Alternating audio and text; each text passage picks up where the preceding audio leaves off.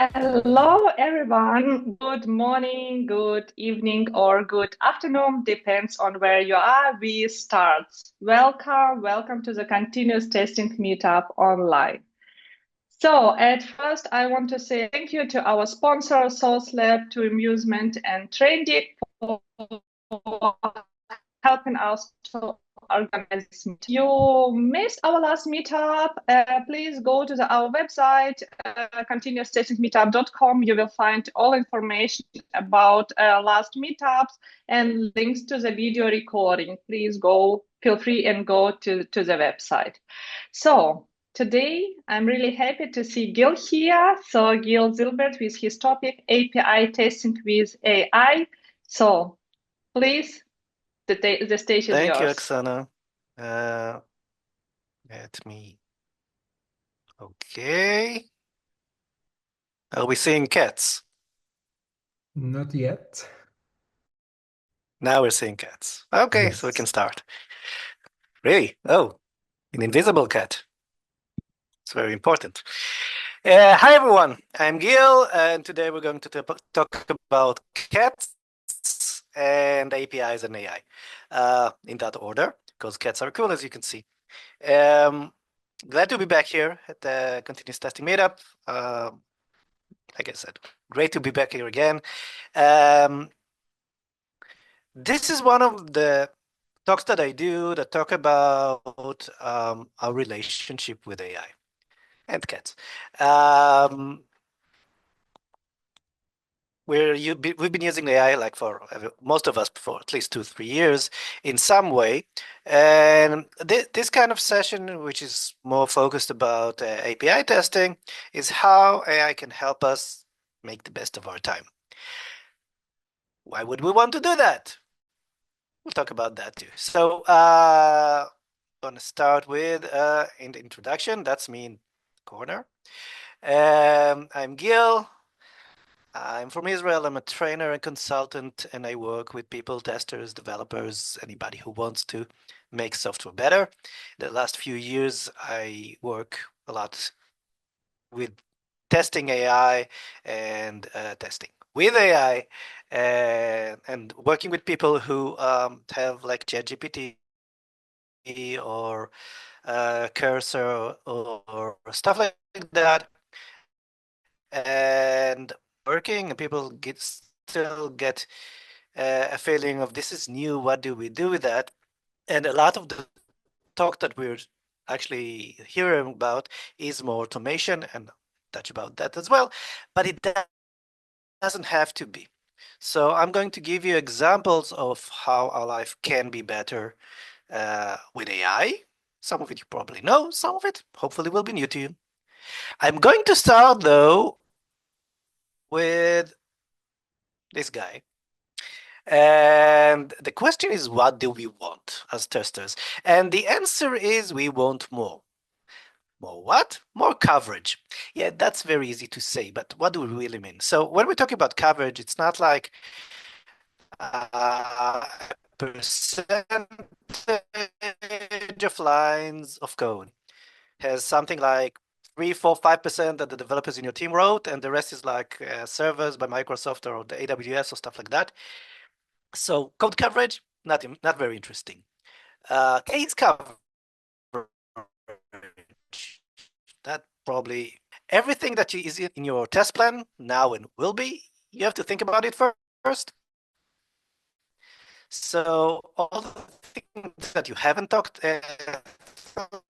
about yet, qualitative. We want to learn as much as we can about the system. Let's get back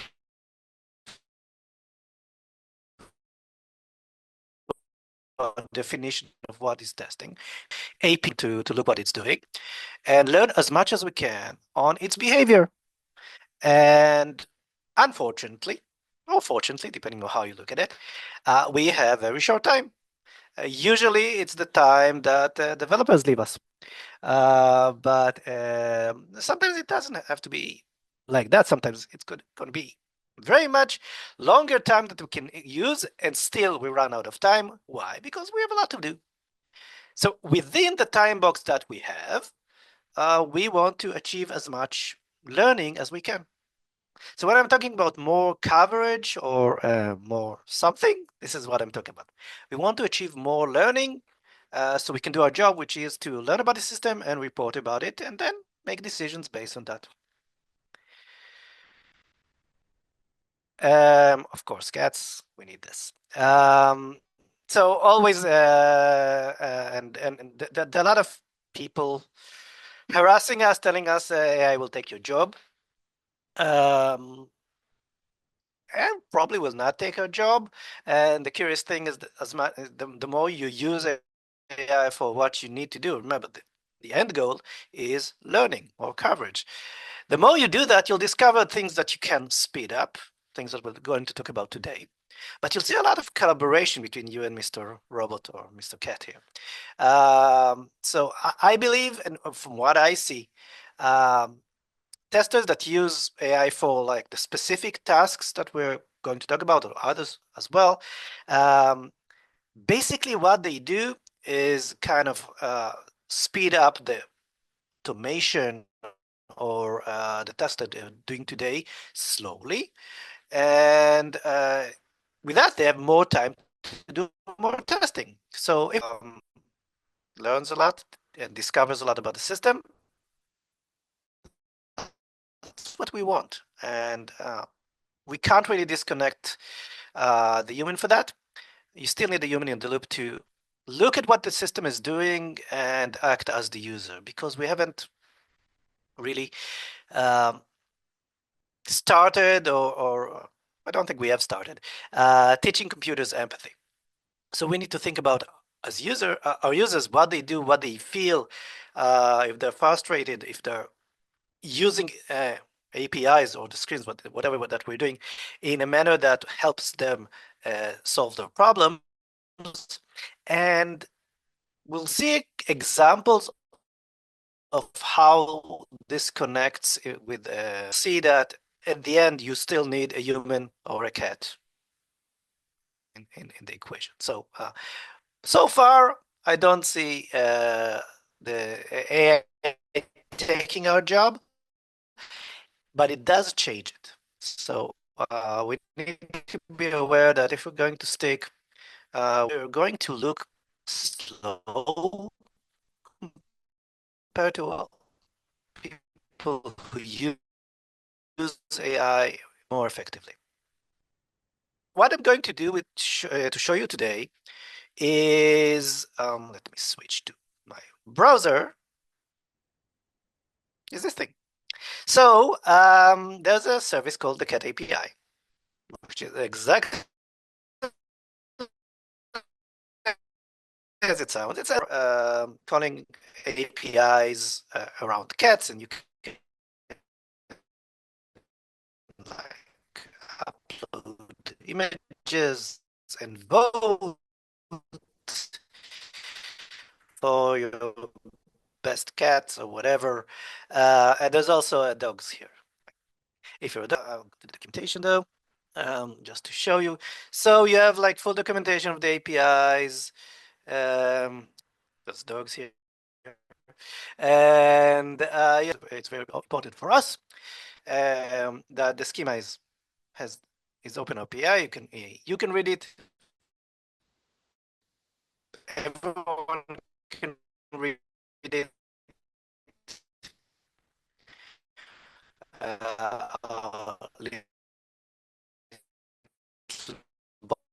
Bot that we're going to use is going to read it.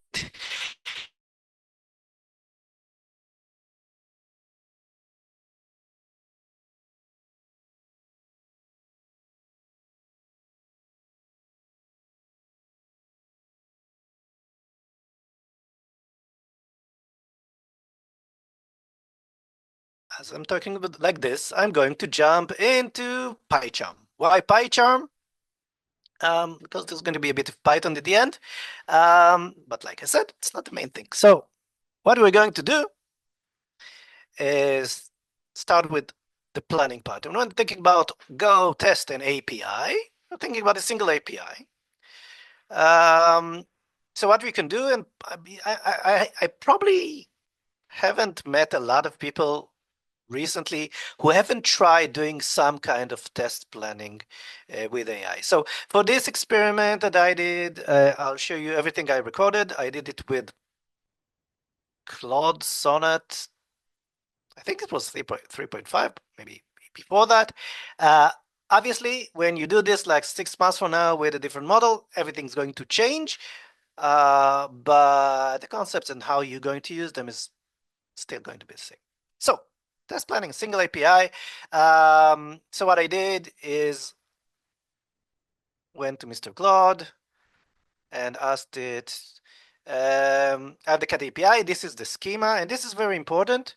When you give your bot, your model, a schema, it reads it, it understands it to some level, and you can do a lot of things with it just by reading it. And I'm going to show you a couple of examples. So I told it, go get the schema and docs from here, and give me a list of test cases for each of the votes endpoints. The votes are here. So there's a post votes and get votes, and you'll see, and I'm starting and telling you right now, a lot of the things that I'm going to ask, I was actually testing the system. So a lot of the things that I asked were kind of vague.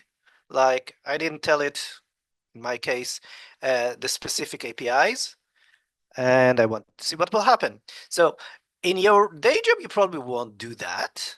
But this was a way for me to explore what it can do for me. So this was kind of vague. I didn't tell it go to these specific APIs. Tell them the one that are around the votes, and I got this. So I'd be happy to help you. Of course, it is happy to help me. And test cases for the cat API votes and just there's a nice list here: basic functionality, edge cases, authorization, different kinds of things. You get examples here. Well, so one of them is the post votes API, which makes sense, and get votes, which makes sense. Delete, get, so it's CRUD things you probably know, but you'll see other things. So for example, here you get the get images, the API, which we don't think directly, well, is this a vote thing? No, but you can have a get on images and you get the votes for that image. So think about it. Yeah, this is a vote related API. So if you're starting out for like going API by API, you probably do something like this, but you get a list of the things that you also didn't think about. And there's a lot of cases here like retrieve all votes, test pagination, things, authorization tests, delete vote without authentication. So if you're an expert on your system, and you probably are, you probably think about all these cases. Can you think about them in 10 seconds? Probably not. Even if you're the expert, there's going to be things that you didn't think about. So just charging in with give me ideas of what to test, this is cool and can help you a lot. And then you can just check things like, I did that, I didn't do that, I didn't think about it. That's okay. So that's like the initial thing. But maybe, and it depends on what you get. You don't like this organization. So here it's like API and the organization is basic functionality, edge cases, authorization. Remember, I wasn't very specific about what I was asking. So I tried something else. Can you organize those in the following: valid cases, invalid cases, authentication, and authorization? So like rearrange them, organize them differently. Why would I do that? Well, first of all, I wanted to see if it works. But other than that, you might have in your organization some kind of templates that you're used to. And it makes sense that if you're starting to test, you're probably going to not go API by API, but you're going to first think about the valid cases. You want to see that things are actually working. So having a lot of ideas is cool, like okay at the beginning, but more than that, let's organize them in a way that it makes sense. And sometimes it makes sense to use the original format, sometimes reorganization. And we're talking about ChatGPT. T in the GPT is transformation, which is a very important word. So this is what they do. This is their job, really. So I asked for this. I got it. It reorganized the same content in a different way. So now I can do the post and vote. And like, again, if I have my reason to do these things first, I'd probably do this thing. Maybe it's about a skill thing. I'm more expert on the basic APIs on the system, and there is some kind of either authentication or security or load. So I can rearrange these, give this to my partner, and they will do that while we're doing stuff. Make more time, which is what we want. Okay. Most of the APIs are CRUD APIs, but one is a bit more interesting. What is it? It's the upload image. Now, the upload image is a post, and you upload an image. And why is that different than the other stuff? Because all the other stuff are behind the walls of the APIs. Here, I'm just putting something in. So, because I have some experience with uploading stuff, I'm saying, well, this needs extra care. I didn't tell you what kind of care. Can you suggest test cases? Sure, it can. So it gave me a list of valid cases, invalid cases. Let's look at the invalid cases because they are more interesting. Although you can see that valid cases, image with minimum allowed dimensions, maximum allowed dimensions, optional parameters depending on the schema. The interesting part for me was, okay, let's try things that we don't expect to work, like another format, or corrupted image, or an empty files, dimensions that are too small. So you can see that quite a lot of test cases here. And of course, you can ask for more, and you'll get it. So again, it's like coming up with ideas. Sure, you can do that. Will it happen in less than 10 seconds? Probably not. So again, use this time to generate stuff, review it, and then decide what you're going to do. And if you have this big list, you can split it among other people. So work as a team. Cool. Okay. Final thing I wanted to do here in the single API realm is I know from my experience again that some things, some APIs are like regular APIs. And regular means that you're sending something in the body, or you get something with a query parameter or a path parameter, and you get something back like regular APIs. Some of them, though, rely on header parameters, on headers and header values. And I want to say, well, which are the ones that I need to play with the header? So I ask. And again, you see the way I'm asking is a bit vague to see how it's working. When you're going to do that, you're going to be very specific. So, but I want to see what will come up. Which of these cases involves sending non-default headers? Like if you're sending a content type JSON, that's a default header. What about the non-default ones? And I got a list. And again, see what I'm doing here. I get a lot of results and answers, but I need to know what questions to ask. Like if I'm not going to talk about the headers, I may not get ideas about the headers. So I need to still be an expert on what I'm doing. So in that case, so far, an expert both on APIs and the cat API specific, and cats, but not there yet. So you see that we have authentication headers and content related headers and content length and encoding. X sub ID. It goes over the schema and see where both on the examples and the way the definition is, what are they doing, and compares it in some cases, if you ask it nicely, to compare it to other uses of API in the field. So you can like, other people are using course headers. Maybe I should think about this too. So it's not like it actually invented anything here, right? It applied knowledge from reading all kinds of schemas in the past to this schema. So this is like this one. People tested it like here. Probably want to test it like here. So we know these guys. So we know But again, you get more ideas. More ideas is something that will speed you up, and this is what we want. Okay, so that was a single API. That was a lot, really. But we want more because we know that a single API, like usually people may ask us, does the API work? But usually they don't want to know that. They want to know if a feature works. And usually a lot of the times, features means calling many APIs, more than one. And sure, I can create all kinds of combinations of tests of APIs, but if I am short on time, I would like to test scenarios which are calls of APIs. So how do I do that? Well, let's ask it. So yes. Give me a list of cases of serious CRUD operations for the votes endpoint. Again, I'm interested in votes APIs right now. Not tests for each one, but a combination of calls. Okay. Vague enough, yet clear, I think. And I get a list, create a new vote, get all votes from your account. You see, I get a description with a detail of how to call it, create another vote, get votes filtered by sub-ID, delete vote by ID. So yeah, I can call this one by one.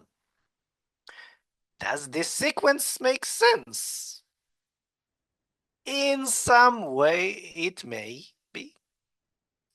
But usually you look at it saying, well, that's like calling things in sequence rather than, it doesn't make sense in terms of user scenario, right? So let's ask it for a user scenario.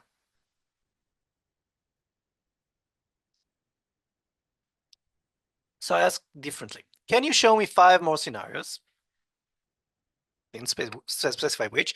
Don't need the details, like just show me the scenarios so I can see like what am I doing here, because what I want to do in my head, again, I'm the expert of the system, is see that this sequence does make sense in how a user will operate the system. Because if it makes sense, yes, user will going to use it. I want to make sure that it works. It doesn't make sense. Well, maybe someday in the future that somebody's going to run this sequence like this, but I'd rather spend my time on things that are more important, right?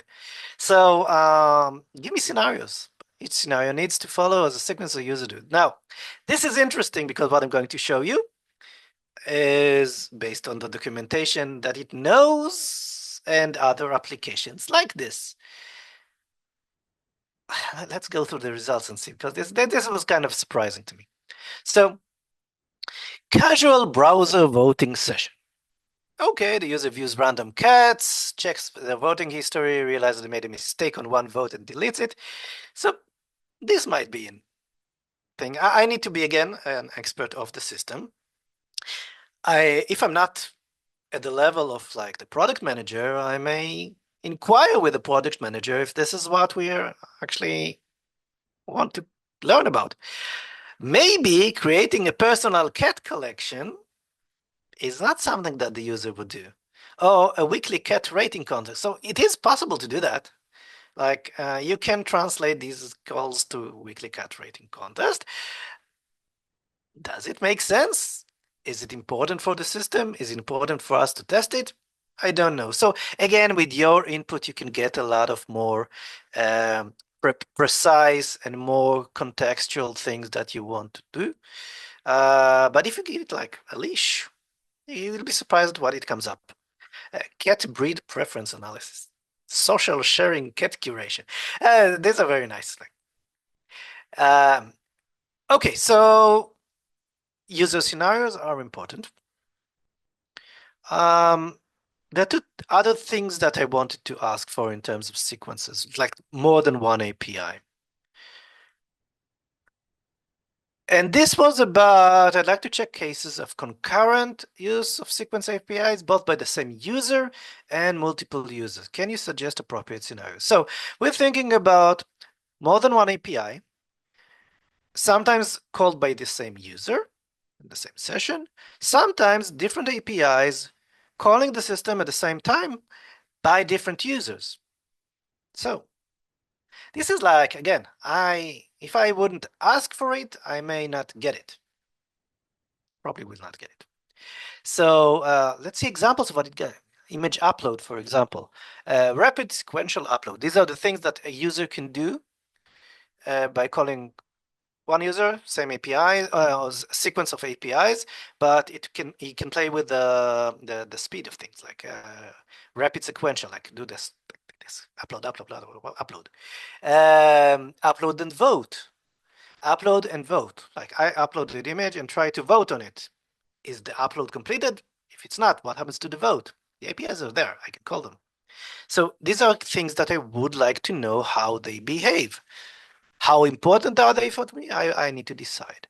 So these are like some user concurrent scenarios, but there are multiple user concurrent scenarios. So somebody, when we're like competitive voting, like somebody votes up and somebody votes down at the same time, what happens? We want to verify vote increments correctly. You're trying to vote, but I delete my cat. What happens then? Write-read conflicts, deletion during access. We talked about that. Quota completion. I don't know what it is even. What happens if there are different kinds of users calling the same APIs? One of them is an admin, can do everything. And one of them is a regular user that, I don't know, let's say users cannot delete cats. Of course, cats can delete users, but admins can do that, users can't. What happens when the same API is called by different permissions? So interesting. Category, this is like something in the application, and category breed, update like this is a Siamese cat. No, this is a tiger. So what happens in who gets there first? If there's some kind of mechanism that's going to be deciding of what's going to be saved. We want to learn about this. Is this important? Well, depending. If this is the first week that we're testing, probably not the first thing that we're going to test. But it's like a few weeks in, a few months in, things are stable on the valid cases. Yeah, let's test a bit more. Okay. Final thing I want to show you here in terms of planning is this prioritization. Can you prioritize all the sequences by risk, divide them into must, high, medium, and low? Now, up until now, it was give us suggestions, we'll see, and we'll pick, which is still our responsibility to do. This is like we decided, we give it permission to tell us what is a critical thing and what is not critical. How does it do it? Well, again, you need to think about how AI works, and it works on the basis of how other applications are working, and the same risks apply here. So it will probably give you the right result for most things, like must, upload and vote, vote sequence integrity, same image voting, and then there are high test priorities and lower, stuff like that.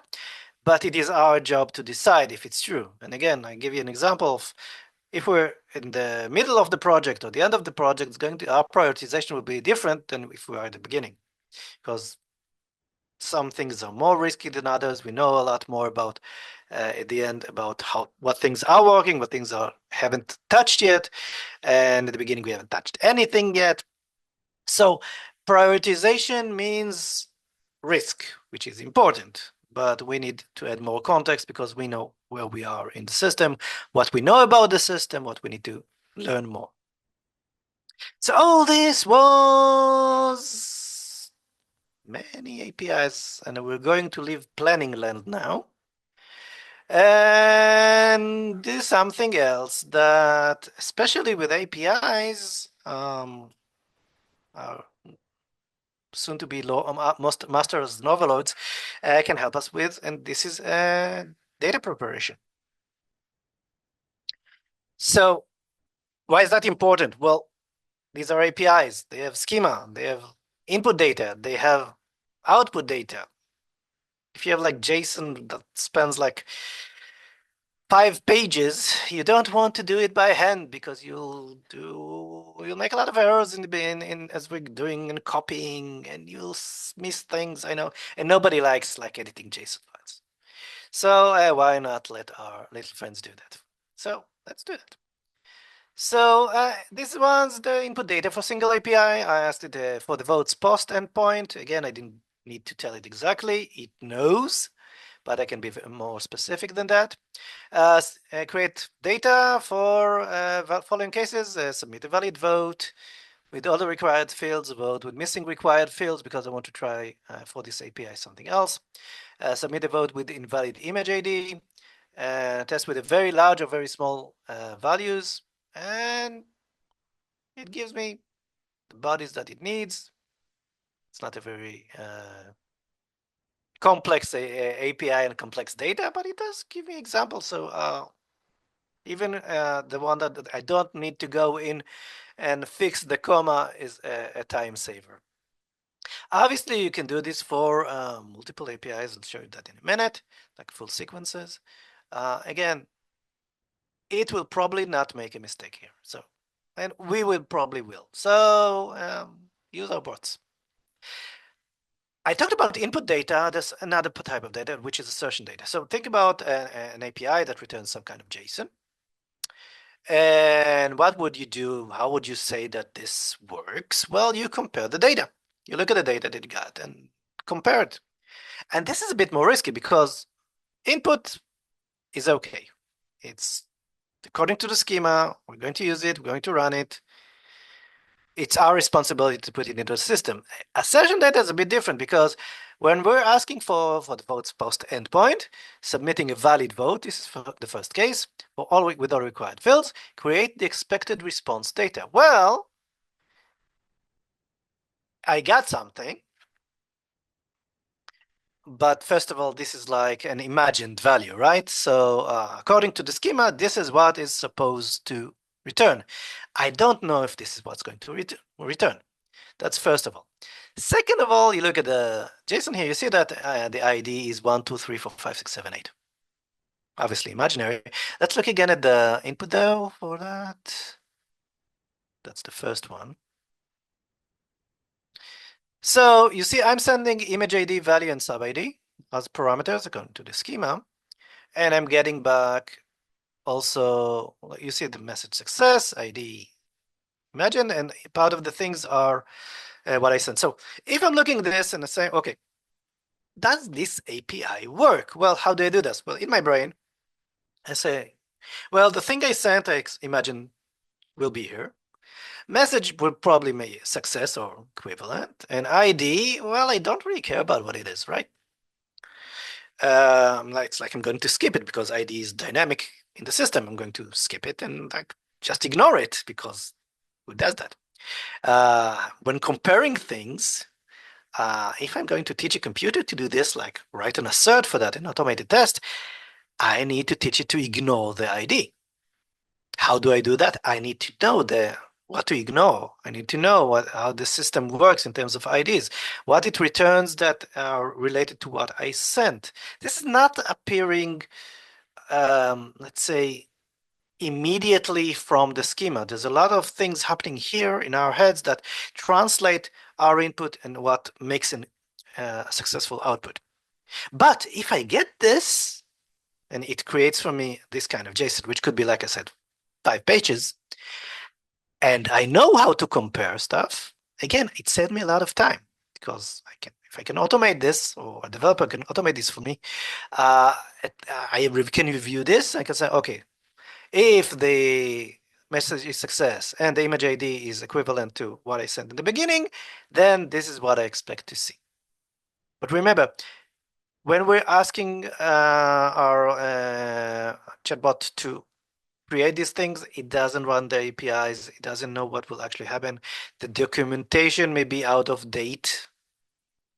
So it can create things that are not relevant. Again, it's our responsibility to put a stamp of validation on it. Okay, final thing I want to show you about data preparation is this. Here's a scenario. Get all the APIs from here. and contextually create some kind of dependency here, right, between the APIs. Create some kind of input data based on that, and it can do that as well. So and you need to maybe you see things are where is it? The cuts things. ABC 1, 2, 3. Things are like repeating. You have to be the validator. There's no getting around through it. We still need to validate everything that it does for us. But that's okay, because my experience tells me that a lot of the time of erroring and debugging and stuff like that kind of vanishes. And we do invest in like more validation, but we spend less time on that on the whole rather than the whole thing. Okay, so we talked about planning, we talked about preparation. Let's talk about setup and cleanup, because a lot of the things we need to do is we need to get the system in a certain state, usually by calling APIs. And that's true not just for API testing, it's true for other systems as well. We have APIs.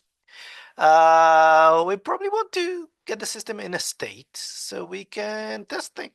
So how do we do that? Well, we can do this manually, or we can ask our code generator to do this for us. So this is what I did. I want to start testing from an image that was voted for.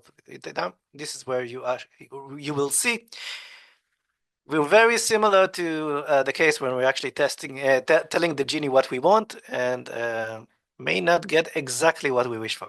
So I want to start testing from an image that was voted for 3 times. So I'm setting a state, Why do I want that? Because this is where I want to start exploring. This is where I want to start debugging something. This is a point where I remember everything was stable, so I want to get there. Create a Python function using the request library. So that Python, obviously, you can use whatever you want. And the request library is the one that calls APIs. To call APIs to get me to that state. Remember, I didn't tell him what APIs to use because it's pretty smart.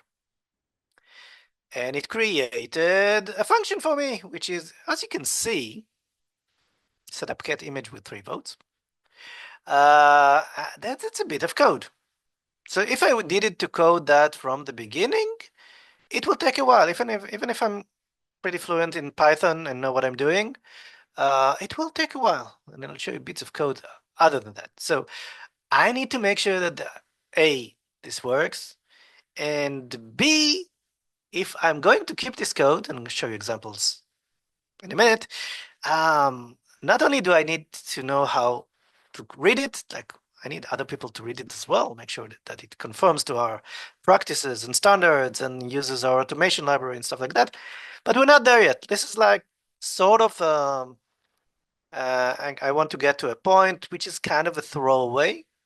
So create something for me. I'm going to use it once, twice, then throw it away. Cool.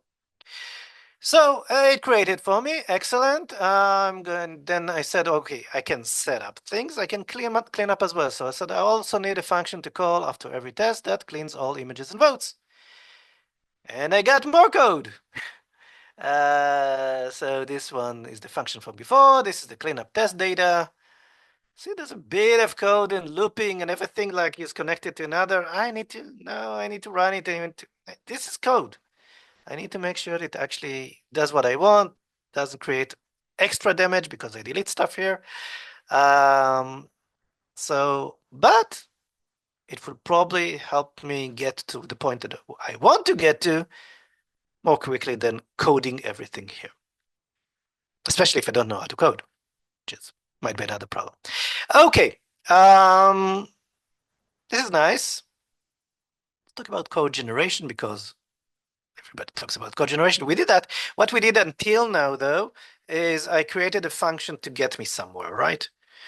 So the next thing I ask, well, I want to take advantage of the setup that I did, the cleanup, right? So create a test that checks adding the vote to the count, increases the count to the votes. So I'm starting with some kind of vote.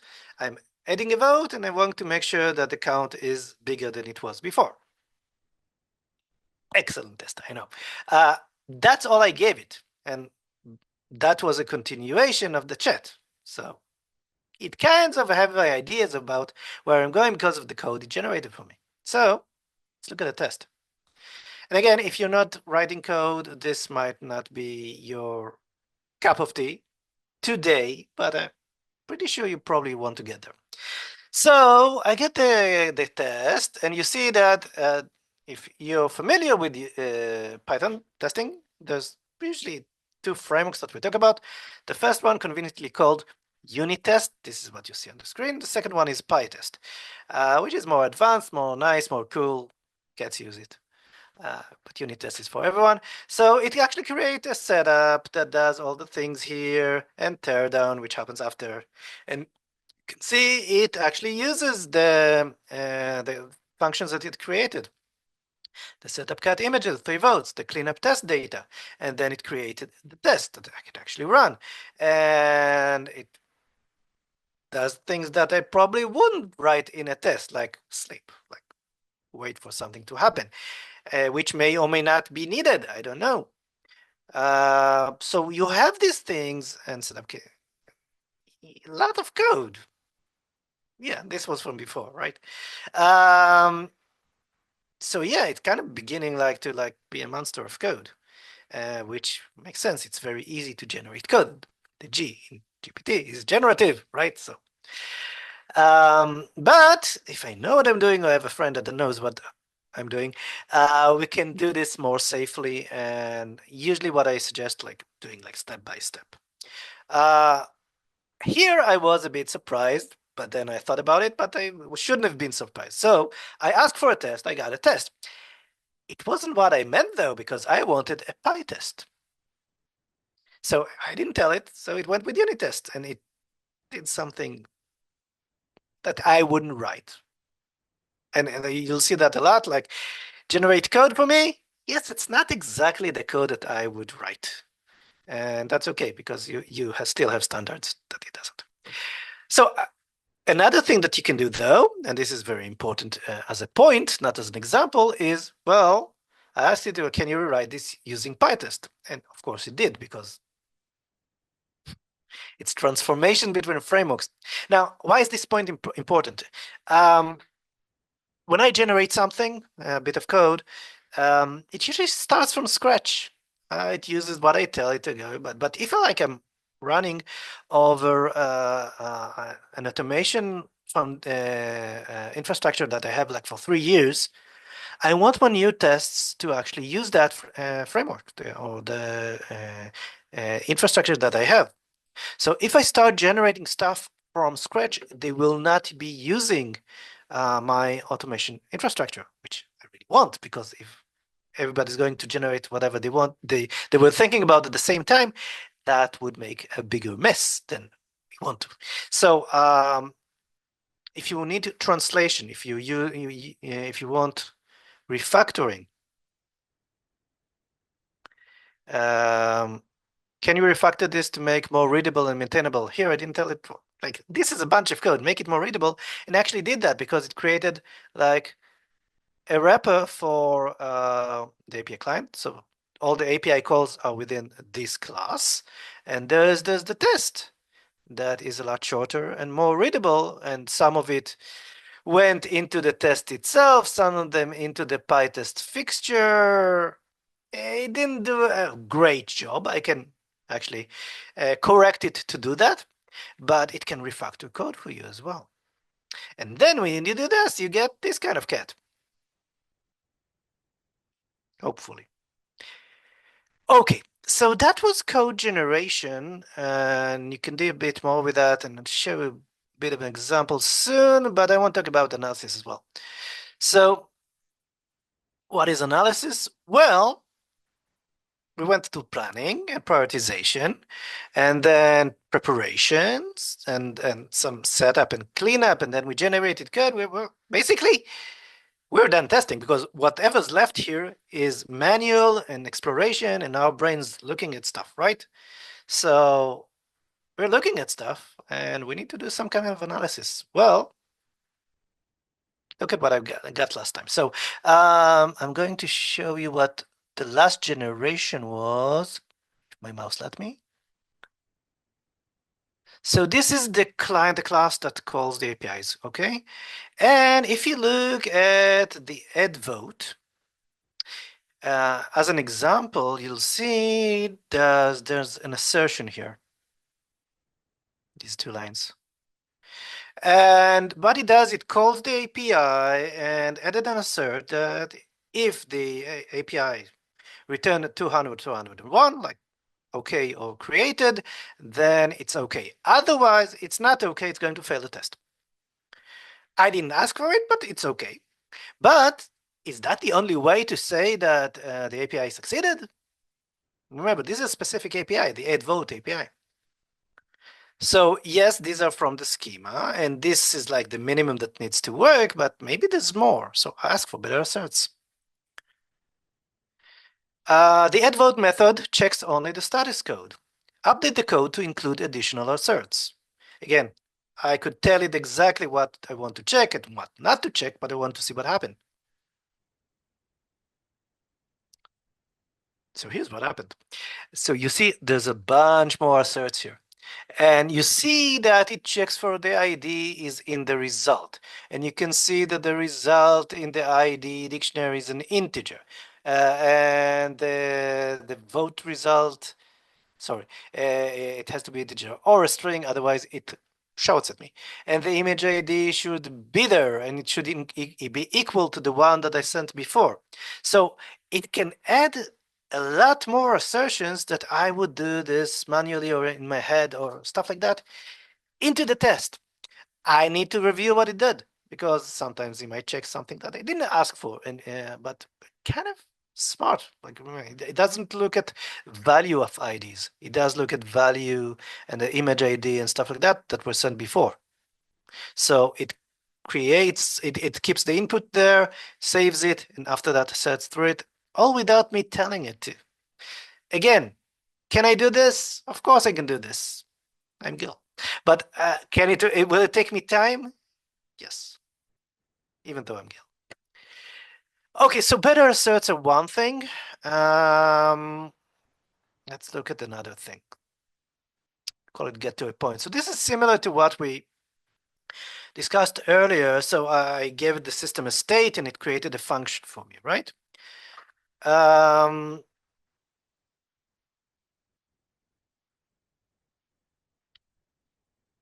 So usually when we did that before, it was in the context of either give me a function or write me a test, which is a lot of the work that we do.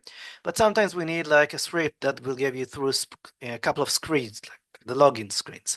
Or you're calling API, log in and then pick some things in the shop and then get to the cart so you can actually do that. So create a script that I can run that gets me to a number of votes which I specify, all filled with random data. Now, this is where the genie begins to perform its magic. I didn't give it I gave it ideas, right? I didn't give specifically what I want to do.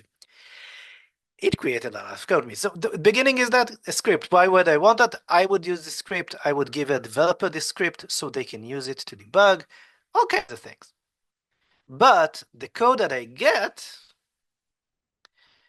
now this is a bit of code. Generate random sub ID. It creates random stuff. Generate votes.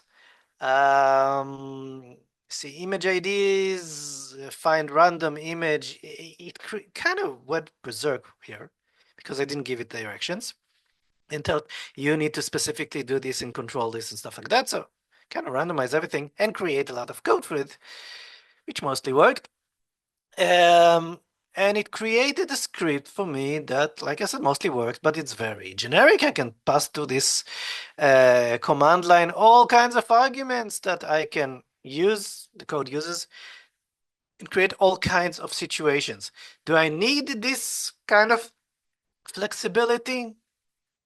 I'm not sure, but you need to be, when you create some kind of thing that will get you to a point, you need to decide how much you're going to reuse that and how much flexibility you want. But once you do that, like Mostly it will work, depending on the complexity, though, of what you're trying to do. It will create code for you. Like I said, mostly works, but you need to understand it and validate it. When it did that, I was kind of in a shock because it created like there's a lot of code here.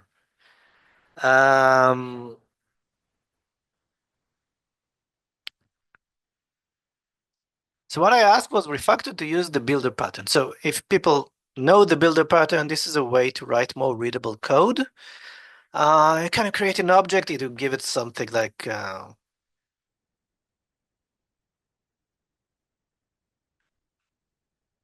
me scroll down the code before I frighten you. Where is it?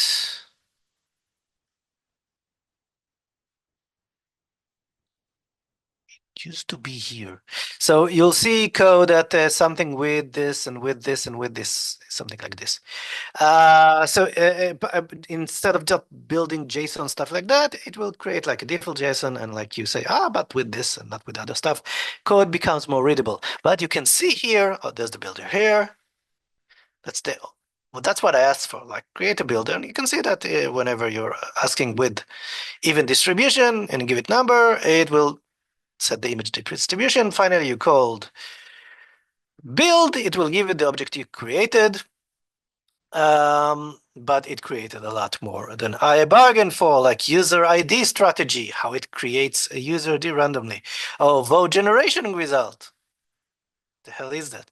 So instead of just using my main thing to create just a builder that I can reuse, say builder with verification, build with this, and finally builder.build, it will get you the object that you wanted. It created a lot of code with different strategies because I didn't tell it what I was after. So it said, why don't we get Gil whatever he wants? And I did not expect that, but I kept it because this is a wonderful example of when you don't ask for something specific, get ready for a surprise. Finally, what I wanted to show you is about reporting. So this guy's a reporter. A bug report. This is like, you probably won't use that, but you can do that as well. So if the specific test fails, generate a text for a bug report. Right, you can do this in more generic way. The information is there, right? You collected everything, you know that whatever fails, and it knows a bit more about the code that it's running because it has schema data and stuff like that. So you have information about the test and what it tries to do. And again, depending on how strong your model is, it will understand what you're trying to do and achieve. And if you actually wrote the code in a clean code kind of way, it would be easier for you to understand. Steps to reproduce expected result, actual result. More information you can give it. You can leave Jira alone and it will write the bugs for you, which is kind of an excellent if you think about it. Unless you don't think about it and you say, well, why don't I create a reporter that does the Jira ticketing for me? Which you can do as well. So I created a Jira bug reporter, which is kind of a generic. Again, I didn't do it. Like you can see that Mr. Claude did that, and it created the text here that will go into the bug, and you can play with that as well. So the things that will take us time and we kind of hate because everybody hates Jira, you can automate it in different ways that will save you time. And that's the whole talk about, like bits of pieces. So now I'm going to go back to my slides. I want to summarize. The whole idea is that what did we start from? We have limited time. We want to make the most of it to do our job. And our job is to test the system, which means to learn as much as we can. Most of the learning is done through interaction. The before things, the planning, the preparation, the after things, the reporting, the debugging, all this we try to minimize because the intent, well, debugging is a bit less, but it's still part of the analysis, and I will call that part of testing. But a lot of the time, we spend a lot more time on the fringes rather than on the main core, which is the being in interaction with the system, learning from it. The more we can spend time on this, we'll be more doing our job more effectively. And in order to do that, we need to reduce the time that we're spending on all the other stuff. And we can do that because we have new friends that are automatic, not just like this cat. So first of all, what I'd like you to do when you get back tomorrow to your cats and APIs and stuff like that, think about what you're doing. Think about where you're spending time. Think about where you don't want to spend time. Okay, because most of us don't want to spend time on the same things. These are the boring stuff. This is the error-prone stuff. The things that we have less confidence in. But what we'd like more is to interact with the system, with the APIs, and learn how they're working. So think about what parts of the things that you're doing can be automated. So what you'll see is that at the beginning, when you start replacing these bits of work, it's going to be a bit slow because you're learning to do things in a different way. And that's okay. But the more you do this, you'll skip through this. You'll be more specific. You'll ask for the things that you actually want to get and not be surprised with the things that you didn't ask for.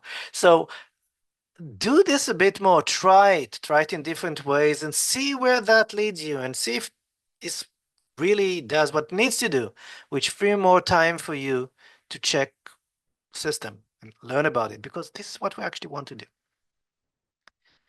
And that's what I wanted to share with you today. So first of all, thank you for joining me today and the whole continuous meetup thing. Thanks for hosting this today. And if there are questions, we will answer them now. Other than that, you can follow me in all these kind of things. I have YouTube videos and webinars and stuff like that. So, and get in touch with me at LinkedIn. If you're one of the sponsors, is Trendig, which is also the organizers of Agile Testing Days, which I'm going to be in Potsdam in 2 weeks. So if you're there, come say hi. Thank you, guys. Thank you for hosting me. And if you have any questions, hit me. There are many. There are many. Okay. People, you can unmute yourself directly. Let's see in the list because there are many things. Let me check. Okay, so they were asking about the code. I hope I gave the correct repository, Gil. I found your repo.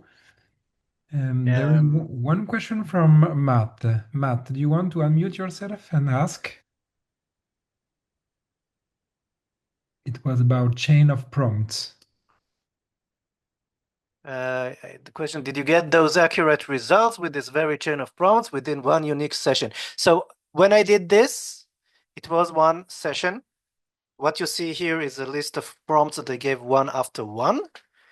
I didn't cut it in a certain way because I wanted to see what it's learning about the system and from what it created. So this